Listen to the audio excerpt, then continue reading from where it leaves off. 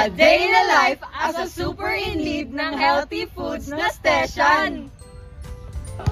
As a super in need ng healthy foods ng stations, kailangan nating kumain ng vegetables at fruits. Tara, kilalanin natin. Oh, look! There's talong.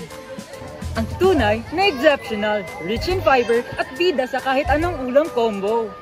Alam niyo rin ba na ang okra o ladyfingers ay isang gulay na rich in fiber, vitamin C at antioxidants. Ginagamit ito para sa digestion at pampalakas ng immune system. Meet kalabasa. Kalabasa may look simple pero loaded yan with vitamin A, C, potassium na good for your eyes and for your immunity.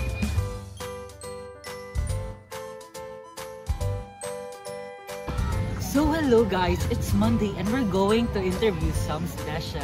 So anong i-interview natin, Ate Sheena? We are going to ask about their favorite vegetable and what's their favorite ulam of that certain vegetable.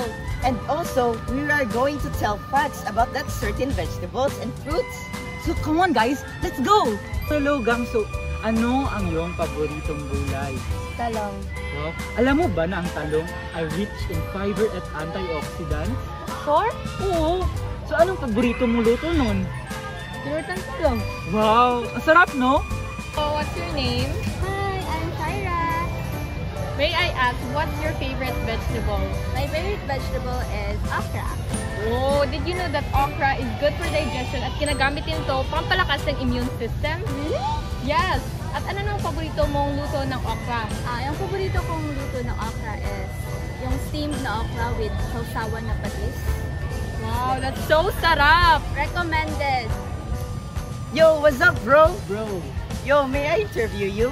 Yes, bro. So, bro, ano bang paborito mong gulay? Kalabasa.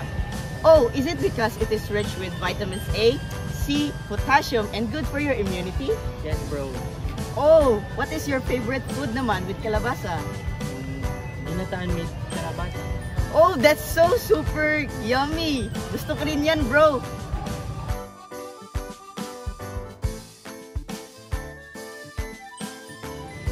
So, hello guys! Kung nagtataka kayo kung saan natin mabibili ang mga prutas at mga vegetables, nandito lang yan sa local vendors. Tara, sumahan niyo ako! So, makikita rin ninyo na lahat sila yung papaya. Hello! Nandito yan! Mga bananas, avocados, mga pipino, okra, carrots, at sari-sari pa.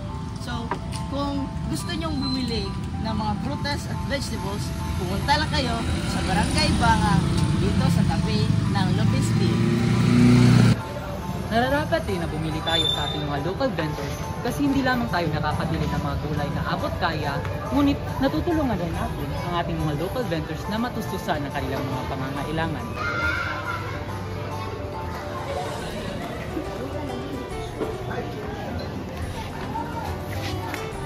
Kaya't halina't bumili ng mga gulay na masustansya para sa iyo. So that's it for a day in a life as a super in need ng healthy foods na station.